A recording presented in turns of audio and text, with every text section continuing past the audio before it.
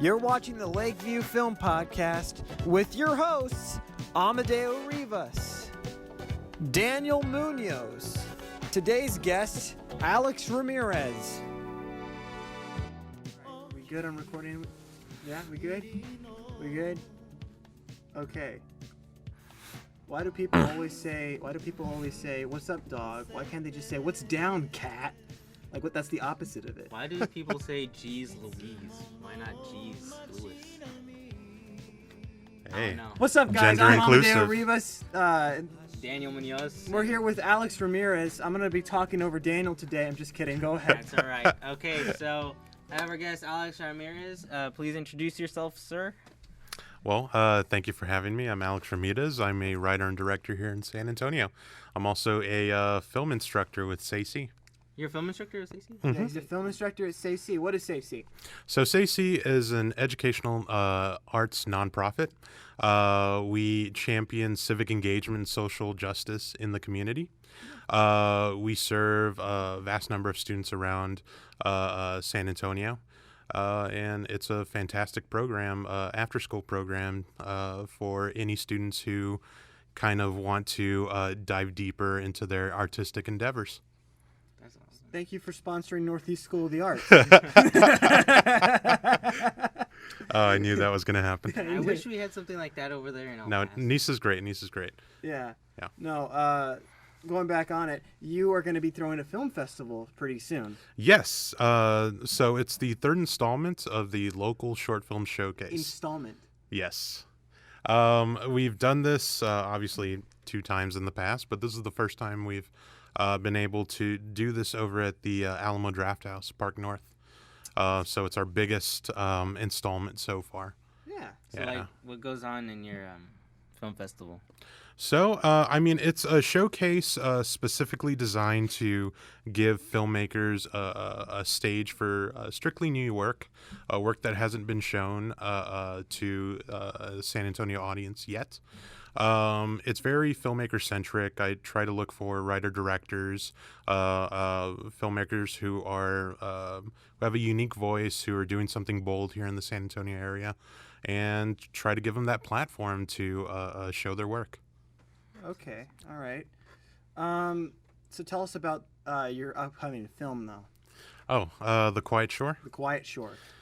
Yes. Starring Joseph Renee and Joe Bartley. Oh, okay. Yeah. I know Joseph Renee. I never actually met Joseph Renee. I remember I traded his contact information. I remember our mutual friend of ours, Seth Magana. Mm-hmm. Hey, Seth. What's up, Seth? Seth basically, he was like, "Hey man, I need some actors. Do you have anybody?" I'm like, "Yeah." He's like, "Yeah, I need this one. I need a guy actor." I'm like, "Okay." So I asked my friend Aaron Ramos if he could get me an actor. He's like, "You mean Joseph? Oh, here's his number." And so I gave Joseph away. I gave that contact to Seth, and Joseph never knew. Anyways, well, let's go back on The Quiet Shore. Yeah. All right, where were we before? Going back on his short film. All right, A Quiet Shore? Yeah. Okay, so what's this going to be about? Like, So the story is about an artist and her husband. She finds out that she has ALS. She's been diagnosed. So this is kind of a small, intimate drama about them going to coastal city to go visit her doctors. But it's also kind of about the deterioration of their marriage. It's about them kind of taking what little time they have left together and trying to do something useful with it. So it's kind of this small, dark, little romantic film that I concocted in late 2017, and now we're getting to show it. Well, would you have a clip for us for later so we can just put it in the edit? Yes, All right, definitely, great. definitely. Yes, send us the clip. All right, here's the clip right now. What's that? I wrote you something. I didn't want to get all dramatic like this, but I'm really scared to tell you what I'm about to tell you.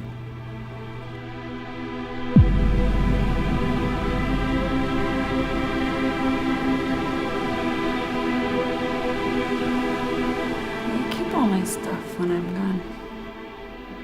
I want you to douse it in gas and burn it all, to be honest.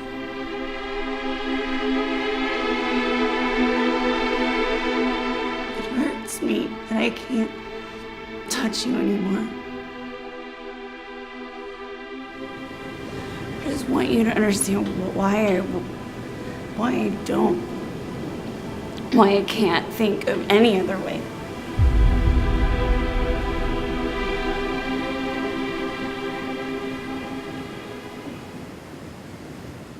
Okay, we're back. Anyways. All right, Alex. So, what inspired this short film? Did you write it? Yes, I did. Several things. I remember reading an article in college about a couple. In this case, the husband had been diagnosed with ALS. So it was like a really powerful, like, oh man, you like one of those things you read and it really sticks with you. Yeah. I also ended up, and I don't remember what the band was, but I saw this French music video, and it kind of inspired the conclusion of the entire film. So I kind of took from that, but also I'd kind of wanted to make, like a little intimate drama, kind of influenced by filmmakers I love, Wong Kar-wai, John Cassavetes, the Safdie brothers. So I ended up making this picture with a really fantastic team, great DP, great composer, costume designer, all friends of mine. I've seen bits and pieces of it, and I think that the camera work is amazing. What camera did you use? Well, we use an FS7, Sony FS7, but I mean, the real star behind that is Mason black Hunsaker. bars? No. The real star is the black bars you had to make it look like it's 16 millimeters. Mason Hunsaker, who is our DP, my favorite DP that I've worked with in a while. Really talented. I highly recommend him to any filmmaker. We pretty much bonded and became brothers on set. Aw, it's adorable. He and I bonded, and On a podcast. on the podcast, and now look at us. We're still not friends. It's work. We're Hey. friends. Actually, no, we're pretty good. I think, yeah, I sleep on his bed. That Yeah. sounds wrong. He sleeps on my bed. Well, I'm not. And then I don't No. make it. I don't make the bed. And then he texted me, "Hey man, That's enough. that's enough. You can't lay in my bed anymore. You don't make the bed." 1 month restriction. What are friends Really? for? I'm joking. Oh well, I'm still gonna lay in the bed. Wow. Learning a lot of intimate details here. Yeah. I know, it's insane. Don't worry, it's all a bromance thing. You have your own bromance with David Carbajal. Yes. We just completed a He's a film cutie. together. Don't It's tell dead. him that, man, because I know. he knows it. Boy, does he know Oh it. my God, yeah. We just completed a film together, and there's always that old adage of there's an onset romance, and one of the crew people was like, "Yeah, the onset romance was between you and David." It's always between you, David, Aaron Ramos. Sometimes me with Aaron Ramos. Where did that come from? You have, like, pictures with like plus signs between like. Yeah, I'm gonna each other. put those pictures up there, and then the Seth is just watching, just making better films than all of us. Seth is a really talented filmmaker. I saw a cut of his McGunn. latest short. It's really good. He shot it over in Terlingua in the ghost town. It's this really like gritty western. That's cool. Yeah. Yeah, that's cool. Daniel, do you have anything to say to Alex, please?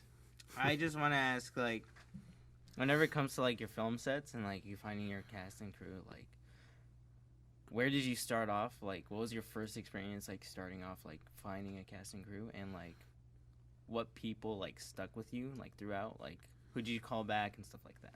Well, I started making films in college, so naturally, a lot of my friends were actors, filmmakers. So, I mean, even past productions, the bonding really came, and like just meeting people socially, going to parties, having class with them. And I was kind of able, when I was in college, to build a little bit of a repertory company. And whenever I came back to San Antonio, I kind of adopted the same method. So a lot of my friends are people that I work with. I mean, they happen to be great techs, great actors, great filmmakers. But it's kind of that just building your own repertory company. I know a lot of filmmakers tend to work with the same people they become friends with. So I mean, it's kind of a natural thing. Yeah. Yeah. Okay, so before I get into the real questions, where I'm going to put you in the hot seat, I'm going to ask boy. a little bit something different. What do you think you're known for? Like, what film do you think you're known for? I know I'm known for my film Salesman, but what are you? What's the film that you're known for? Or are you just? Do you consider yourself just a filmmaker, just known as a filmmaker? I hope the second one. For one person to be known for one film, that's great, and it draws a lot of attention to that film. But I really want to be known for a body of work. A lot of the filmmakers that I look up to, that I studied, I don't love them just for one film. I don't love, Kurosawa just for Rashomon. I love them for Rashomon, Ran, Throne of Blood, Seven Samurai. They're huge body of work. You want to be like identifiable, like that genre. That's him. You see like these aspects. Like throughout. Tarantino has his own genre. Michael Bay. Well, that's kind of the thing. So you kind of have directors Gallo. that work in genres. I haven't really worked in one genre. I think I've been lucky to do that. Yeah. It's pretty much what I've felt, what I've wanted to write, what I've wanted to produce and direct at the time. Like, okay, I'm trying to like save that question for later. So I'm gonna ask another one. Okay. Okay. Whenever you write a script, Mhm. do you whenever you write a script and you're like, man, this is a good idea, I'm gonna write this script, and you're writing it, and then it changes into something else that you didn't think it would change to. Like, for example, writing Redbound is a short film that I co-wrote with Kristen Quintanilla. I wrote it to be the original idea was I wanted it to be an awkward comedy. Mm-hmm. And then it turned really serious. I don't know what happened. It's a dramedy. Dramedy. Yeah.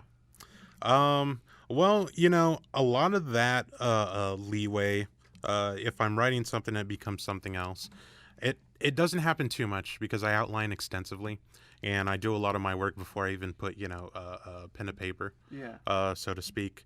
But I pretty much know what I'm going to write whenever I set out to write the script. The only things that might change will be little things, character motivations, settings, the dialogue in itself. I never really know what I'm going to write until I open up that final draft file and start, writing away. But that's kind of where the art form comes to me, the dialogue. So, like, what's your method? How do you start off, like? Ooh, just in terms of like writing dialogue or just writing scripts. Thing. Like, Yeah.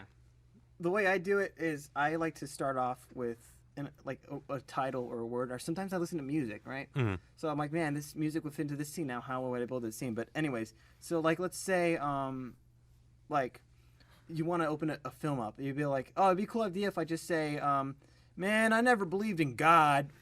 And like, that's an interesting way to open it up, right? Mm-hmm. And then you just veer off from there. I mean, it's all about like how you start it. Like, it's not about, I don't know, like, you can't just like, sometimes I like to make the ending first and then work my way backwards. But I see. it's weird. A lot of my ideas have come from like just little like nuggets in my own history where I'll remember an event or I remember a person, and they've kind of transformed into a story. I don't usually go in with like any kind of message or like, what would happen if blah, blah, blah, blah, blah. Usually that work has been done already and I'm kind of, ready to write. But Originality is hard.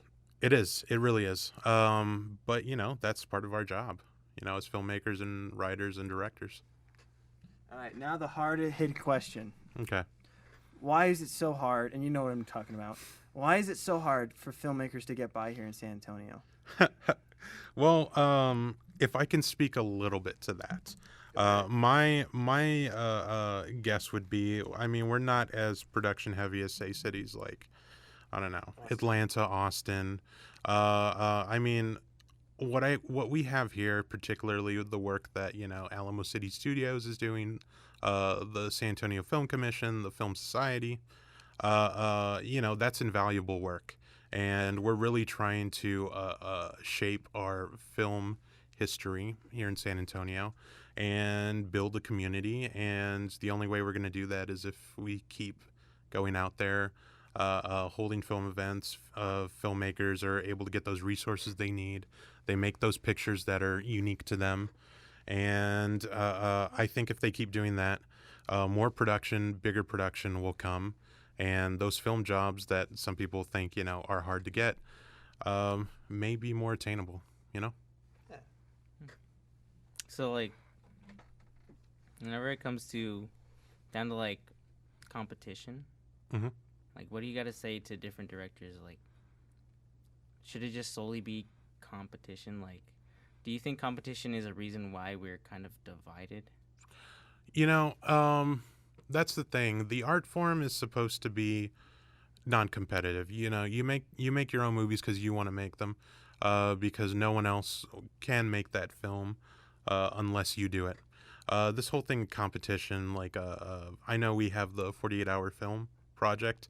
That's friendly. Yeah, it is friendly, and that's good. Those people who do see it as friendly competition, that's healthy. Yeah. But some people who like take it too far, I mean, that can be detrimental People take it too. to the environment. Yeah, I've been to film slams where audio for a filmmaker hasn't worked, and they're just like so pissed. Like, have you seen that? I mean, unfortunately I have, yeah, but we're all still learning. So Yeah, we're all learning, man. yeah. I mean, it doesn't matter what age you are. You got to learn. Like, I mean, I started very early, probably earlier than you did, right? More than likely, yeah. Yeah. Yeah. When did you start? I started freshman year.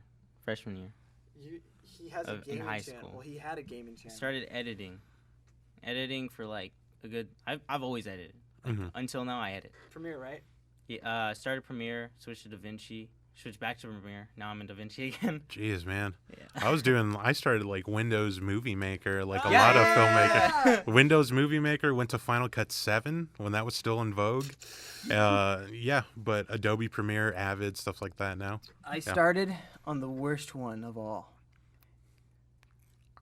iMovie. And I edited it. I edited my first film on tape. Ooh, like mini DV tape? Yeah. Stuff like that? No, what happened was in my art school as freshmen, we hadn't gone digital yet.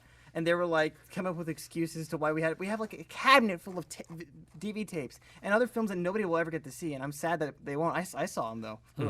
It's like thousands of films. Like I'm talking about, I did the math, over 30,000 films were made at my art school, and they'll never see the light of day. And they were really good. Like, I'm not even kidding. Like, anyways. So I had to convert it. I had to get a mini DV tape player like that we had. It was worth $10,000, but it did not look worth $10,000, right? And so I had to connect it to an old Mac, to the iMovie, and I had to like record over on the Mac in the tape. It was a whole thing, and then the tracking sometimes would be off. So they taught us how to do tape, so that way it would be easier as we got up. And then eventually we got new cameras, Blackmagics, and those were a hassle. My God, they bought the ones, not the pocket ones. They bought the ones with the giant monitors, and you have to put on your shoulder, and they're for studio. They're not meant for outside, but they used it for outside. And just imagine that. And then they bought the heaviest mixers you can get. And I was always the sound guy. Hey man, those old cameras, those old systems too, and software, like you'll learn the basics. Yeah. So those are important. And each new version of whatever camera system that you're going to be working with, I mean, it comes with its pros and cons. Hopefully now more pros than cons, but you're still learning the basics, storytelling basics. Ooh. Do we got a problem? Like we got a problem with camera too. Ooh. But that's okay because it's also a podcast. Don't worry. The camera's staying on me right now, but not Alex. Here, let's move it to Alex, okay? It's storage, yo. Storage? Ooh. Yeah, storage. You need another SD card? Yeah. I don't have another SD card. Joke's on you. Hold on. I think I might have it. Give me a second. Anyways, Alex, go on the mic and tell them about yourself while we're changing the... But this is the most professional podcast you've ever been on. I like this podcast. I like this dual camera setup you got going on. So Thank you. This hasn't happened before, but This happened before. not this. Other things have happened. I like your leather jacket, by the way. Thank you. I've killed many cows for this. Oh. No, don't, sorry. I'm gonna cut that. I'm gonna. Explicit Ooh. content, please listen. Memory card is full. Both of them are full. That's right. Just switch. Just switch these out. Okay. Anyways, so how is your relationship with other actors? How's your relationship with other actors, sit and down, how does it guys. affect the film? I got this.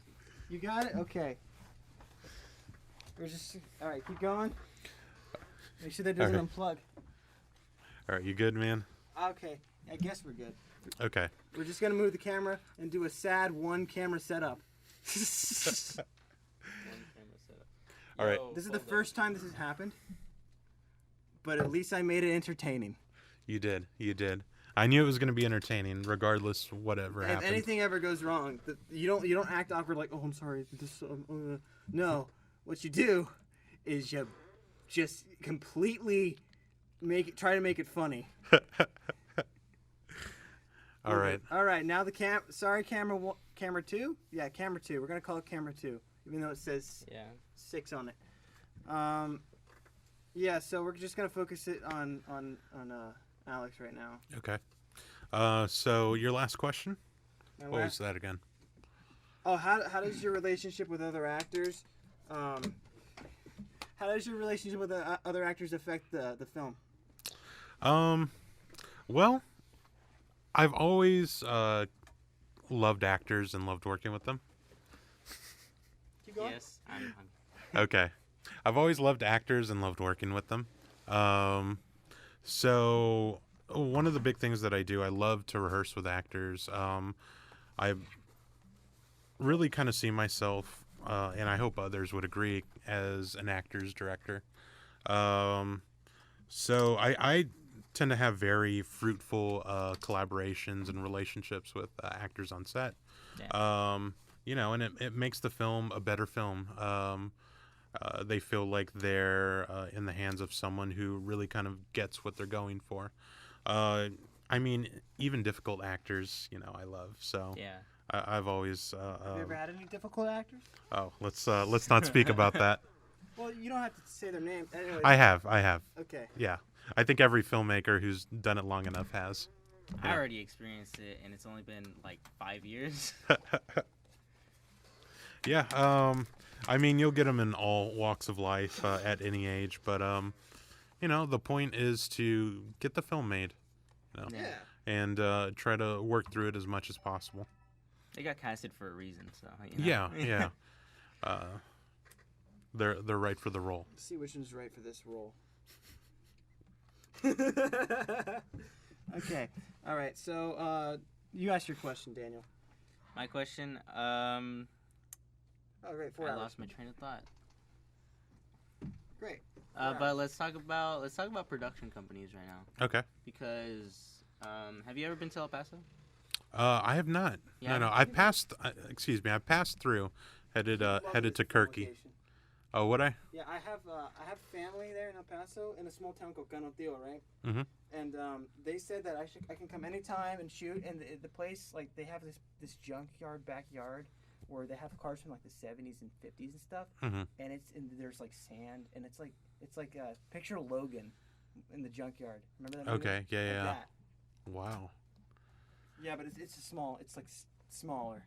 It's really nice. Like I think the beginning of Kill Bill, right? Yeah, the beginning of Kill Bill is shot there. Volume 2, I believe. Yeah. I mean, El Paso, even like those West Texas towns. I just took a trip over to West Texas, Yeah. and just being in the mountains and the canyons, stuff like that. Oh, it's beautiful, nice. man. It's beautiful. Nice. You get used to it, which like is sad. When you Mhm. live there so long, you're just like, yeah, it's there. Oh you look, know? we have two But- angles on Alex now. I learned to appreciate it. You know, Mhm. it's lovely. It's a nice place. You know, but I wanted to ask you in San Antonio, how many like larger production companies do you have like right now? Like, There's is one that there Tommy Lee like, Jones owns, but he doesn't like let any of us touch it. Am I right? Well, I mean, there's a lot of production companies. I myself have my own. that I kind of do my films under. But no, there's a vast number of them. I mean, out of Alamo City Studios, I know they headquarter quite a few. But yeah, they all have talented filmmakers at the head that I've been lucky enough to either, when I did the 48, go against or just work in tandem with during a picture. Yeah. Yeah. Because, like, in El Paso, there's 2 production companies together. That's all we got. We got Really? Lord Films and... Go ahead and move over to the Double side a scope. bit. We're gonna have our second guest here. Hi, this is an interesting episode. This is a very interesting episode. We're gonna have 2 guests at the same time. It's Santiago. Everybody remember Santiago from episode 3? Hello. Well, he's a series regular now. Nice, nice. He's All right. Santiago, tell Alex about yourself. Nice. Well, I'm a journalist major. I do broadcasting here. I'm the head journalist for the Lakefront. He's the only Nice. student that has access to the room. Oh, wow. Yeah. It's quite a privilege. Yeah. Privilege. Go into it a little bit. I thought it'd be very interesting for him to come in. Yeah, this was Actually, we're supposed to shoot a scene. Yeah, we're supposed to That's see the why I scene like came. right after Oh, this. okay. Yeah. Yeah. That's why I came. Like in here. I forgot about this. Oh, man. I love thought- this podcast. Yeah, thank you. I thought it'd be so interesting for him to come. I was like, come in. And I knew you were going to be here. Yeah. I didn't tell Daniel. I'm sorry. No, I knew. I just forgot. Oh, yeah. Like, His coat's made out of a cat. Yeah, I asked him about his coat. Yeah. I really like it. See, I asked him like how many cows were killed to make that, Yeah, that's That where I got the jacket. joke from. but there's a cat. I do not condone any animal Hey, killing. listen. I don't condone any of that either. I know that for sure this is not a pleather jacket, but this was a steal, all right? All right, at a thrift store for $5. Heck yeah, it's a real leather Actually, jacket. it looks really nice. Yeah, it's really nice, right? Too bad it's a woman's. you're for Yeah, the right side. Yeah, The buttons the- are the the right. button- yeah. But it doesn't matter anymore because, we live in a society now where I can wear whatever I want and not get judged. Jaden Smith. Well, we'll judge, but we can't say anything. Watch this. Hold on. I try not to judge. I try not to judge. Hand me my backpack. Which one's yours? That's all we It's can the do. camera bat. Yeah, that one.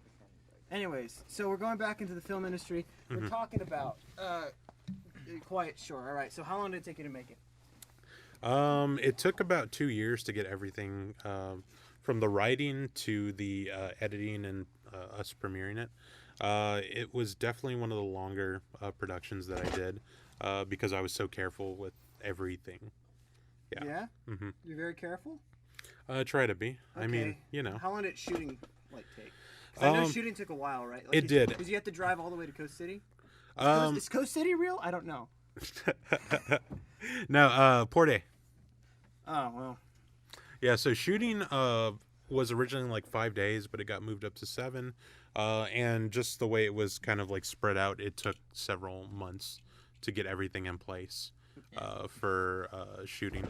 Man, I like the turtleneck, man. Yeah. Now I'm a real filmmaker. This is what people wanted, right? Somebody texted me earlier that they want to see me in a turtleneck because I'm not a real filmmaker if I don't wear a turtleneck. Well, there you go, Eric. You're missing a Anyways, beret, man. Yeah, bleep. You need a I- beret Slow beret. and like a megaphone. Some glass. I used a fake name. No, some gloves. I do have a beret. But it has the Black Panthers, like the Black Panther Party, like symbol on it. okay. I bought like 3 of them. It's for the salesman. Yeah, it's for the salesman. Yeah. Actually, Black Pumas. This is Black Pumas. Oh, Nice. gotcha. Parodies. I can't do that because they'll sue me. Yeah. Anyways, Anyways. so tell us about Wait, what's the this- film lineup? Okay, no, go ahead. What's the film lineup on your thing? So the film lineup, we're actually opening with Redbound, which you co-wrote, directed by Kristen Yeah. Quintanilla. I could answer a couple questions if you want about it. Sure. The second film is let me just make sure I'm getting this right. Hurt, directed by Mason O'Neill Hunsaker, who is my cinematographer for The Quiet Shore. Then Baby, directed by Paulina Manso. Motel Chronicles, directed by Woo! David Carvajal. Gets me all jittery. And then The Quiet Shore is closing the the showcase. Yeah. We are going to have trailers Yeah. That play beforehand. I remember Alex a couple of weeks ago texted me. He was like, "Hey man, do you have any trailers you want to show over there?" And I was like, "Oh yeah, I'll let you know when I get home." And then 2 days later, I was like, "Hey Alex, I still haven't gotten home." And then when he came into the booth today, I was like, "Alex, I still haven't gotten home." Yeah, I thought you'd been like kidnapped or something. Like, I don't know what was going on with that. No, but what happened was I keep it at a different house. Oh, That's why. yeah. He has a trap house in his house. Yeah. Well- I'm living in my trap house right now. Well, I knew you were cooking up some weird and wild stuff, so I thought I'd ask you for a trailer. Yeah. Hi. How you Wait, guys so doing? what's the show about today? The show? We're is talking about the film festival, the third Oh, okay, installment okay. of his film festival. Cool. He's showing it at where? Actually, yeah, plug it in. Go ahead. plug. All right, Plug. so the film showcase will be October 13th. That's a Sunday at 7 p.m. We are sold out on tickets already, unfortunately. But yeah, we will be screening 5 films by 5 diverse, bold, daring voices, filmmakers. And we will have a 20-minute Q&A after the film screen, moderated by Alamo City Studios CEO Kerry Valderrama.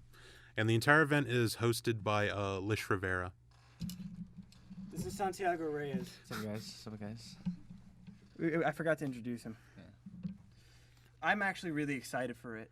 I can't wait to not sit and I can't wait to hold the projector in its place for you. We're doing it in an actual theater, by the way. You won't have to hold a projector. Oh, it's not at the Brick. I keep forgetting it's not at the Brick. Alamo Drafthouse Park Alamo North. Draft House Park North. Yeah, I might go see Joker that same day. So you'll be there. I'll just kill 2 birds Wait, in one where was stone. that? Alamo Draft House Park North. You can come with me. I'm just saying, because, like, if you say it 3 times, you'll stick.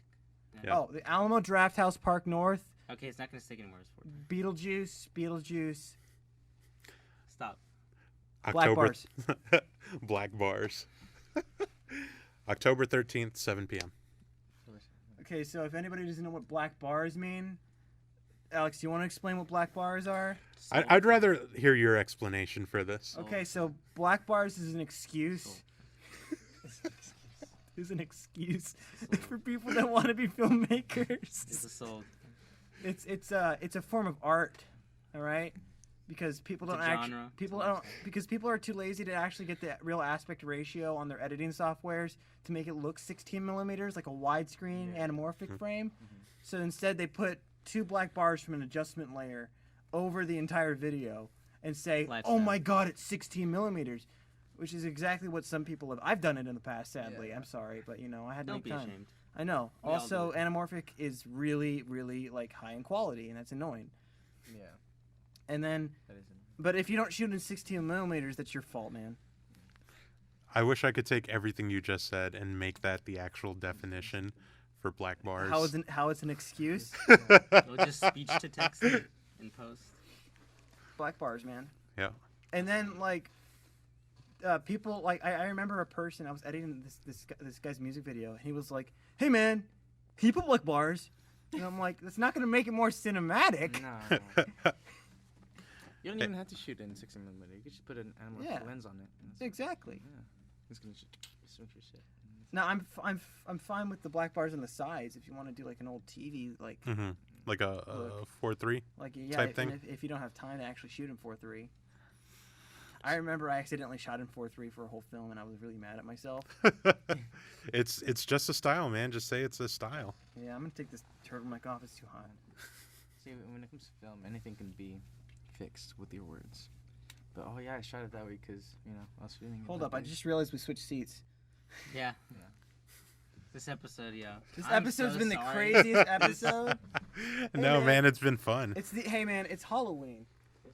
We have like what? It's the that's not spooky reliable. season. Like, How do you we have, guys feel? Actually, probably how 25 do you minutes feel left. about Joker? I mean, I'm excited to see it. I know there's been a lot of talk online, especially about the content and how this Joker rated R. character's portrayed. Yeah.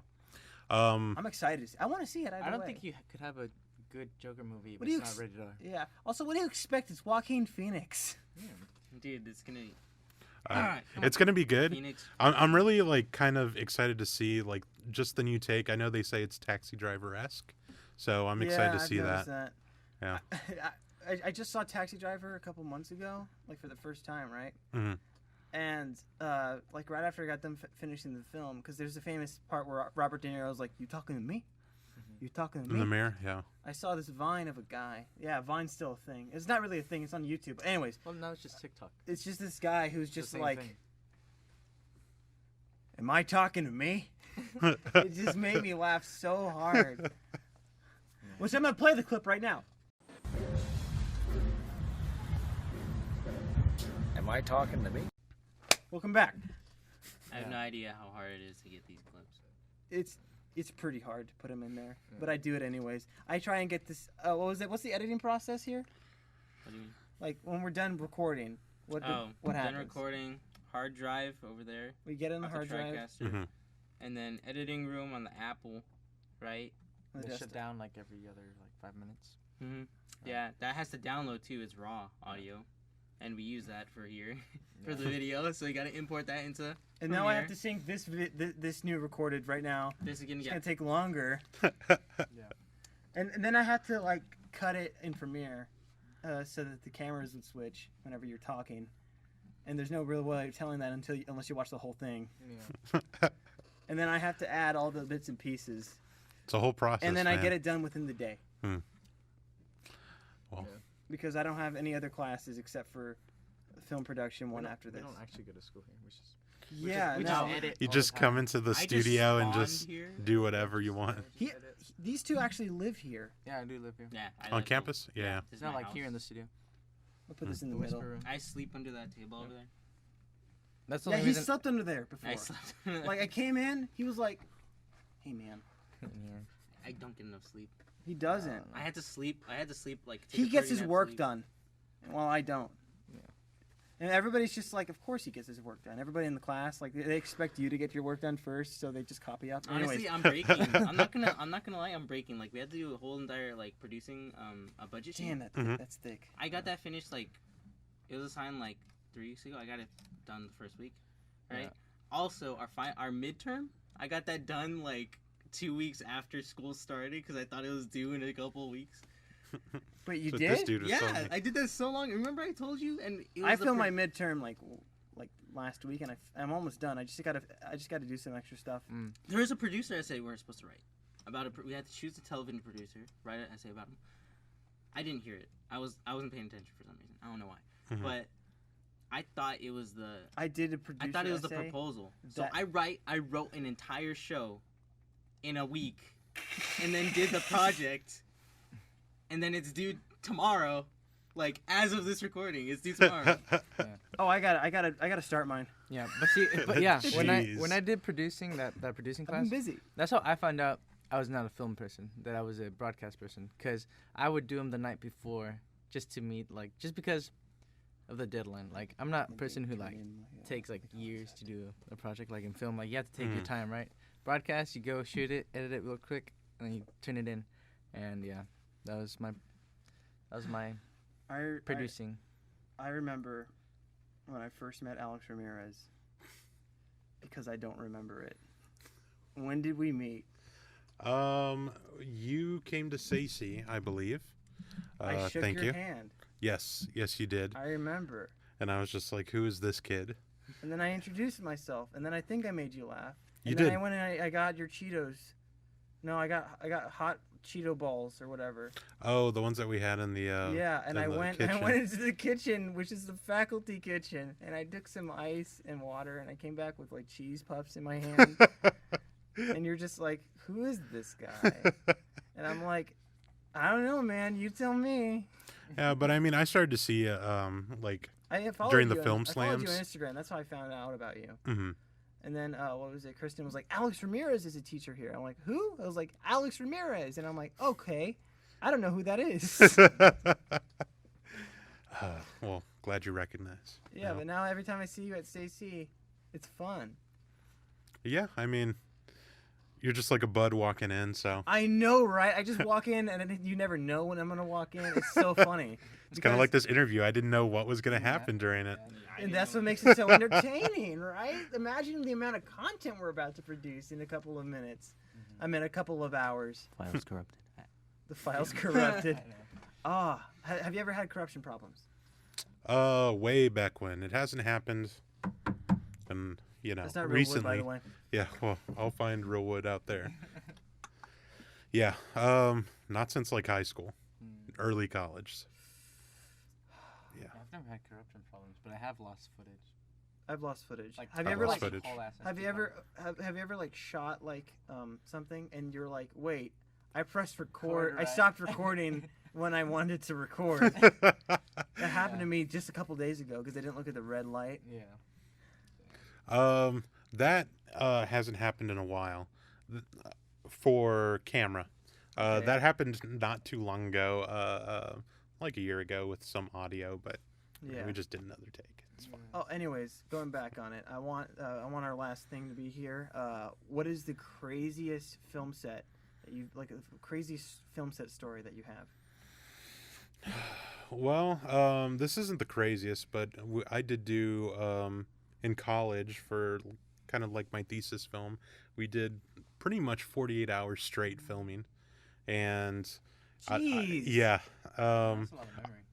it is. We had a lot of SD cards. Oh no. But no, I mean, it was one of those things like, hey, we only have this set for 2 days. We have a lot to shoot. We have to keep going. I mean, the film ended up coming out fantastic, and it's one of those that I still look at and like, well, I'm pretty glad I made that. It's not perfect by any means, but Yeah. but no, those film set stories really kind of like add to like the legend of a set. If you have like a really cool set or a set that a great film comes out of, I mean, it all adds to that. So I have some crazy stories. But I'll tell one just Okay. for today. Okay, so this is a story of my second film set for my film called The Salesman. All right, so this is way back then. This is about 3 years ago, and I basically this is the first day I ever met Aaron Ramos like in person. We exchanged emails and everything. So basically, what happened was I came in an hour late. All my actors were there already. So was my producer. He was pissed that I was an hour late, but it wasn't my fault because of the traffic. And I came in like all the actors. We were shooting at a dance hall, Pueblo Hall. All right, it's a big warehouse hall. Yeah. Right? So there's like tables and everything. I come in, and I'm carrying all this equipment, and there's just like fake guns like all around. I'm just like running in, like you hear like the door open, like, poof, and I'm like, "Hey guys, I'm Amadeo." And I come in wearing like a tie. I said that. I cussed off. We'll be fine. It's fine. A tie, right? And everybody's just there. And so, one of the actresses, and I felt so bad, she drove in from Austin. And it was a 45-minute set. and it was the worst film set I've ever been on. People yelled at me. And the worst thing about it is the DP didn't show up with his camera equipment. He couldn't. He got stuck at work. And so what happened was we were stuck there shooting on the iPhone.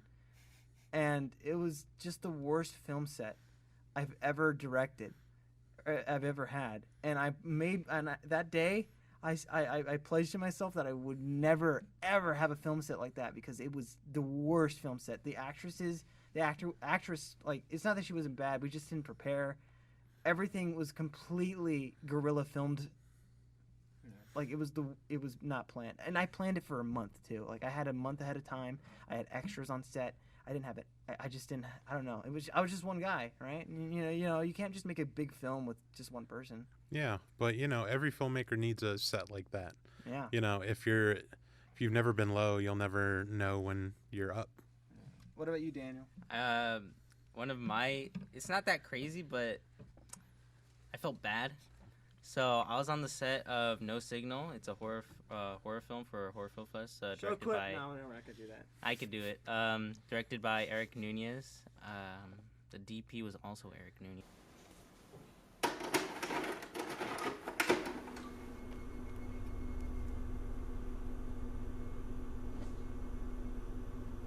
And we're back with the clip. The DP was also Eric Nunez. But we were shooting this horror film, and we had to get this guy, our actor, scared. Daniel Alderete, he's a pretty good actor. But we had to get him scared. So what we did is, Eric's house is filmed in his house.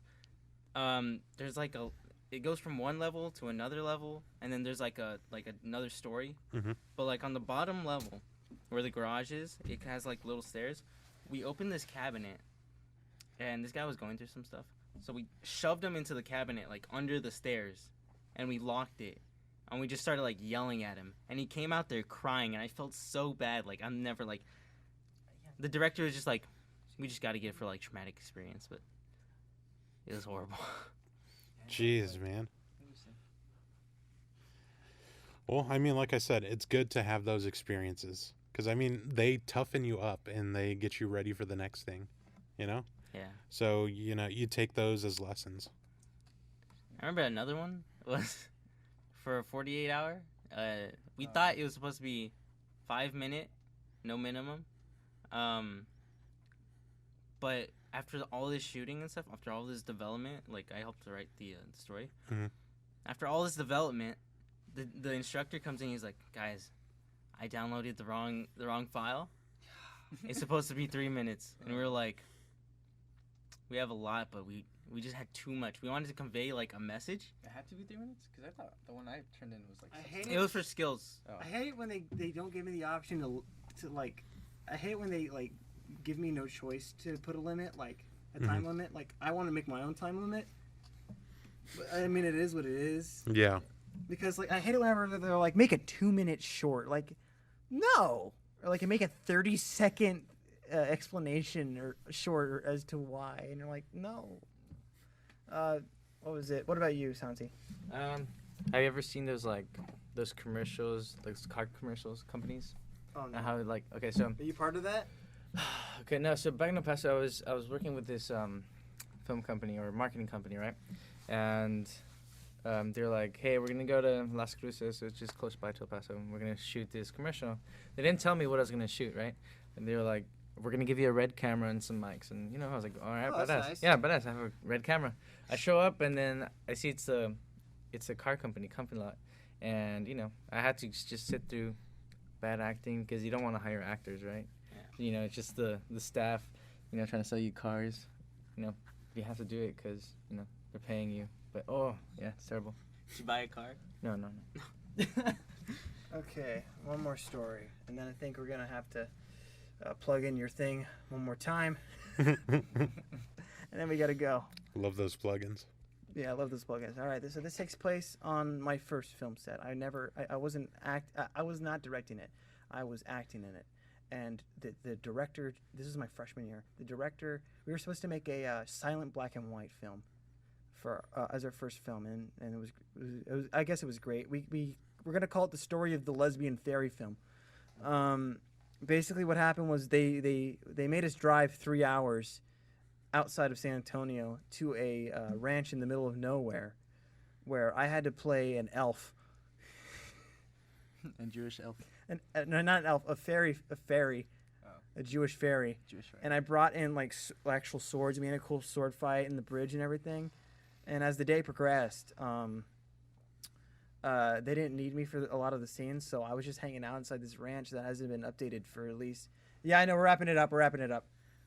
For at least a couple years. So what happened was basically they took me to the dressing room, and then the actors came in, and basically what happened was they see me there in my underwear eating string cheese I got from the fridge, the director, and I'm like, you're not using me right now, so I can do whatever I want. And then a couple hours later, I'm outside, and they have a donkey. And then I'm right there petting the donkey, and across the field is the house. And then the actress is looking out the window, supposed to be serious and everything.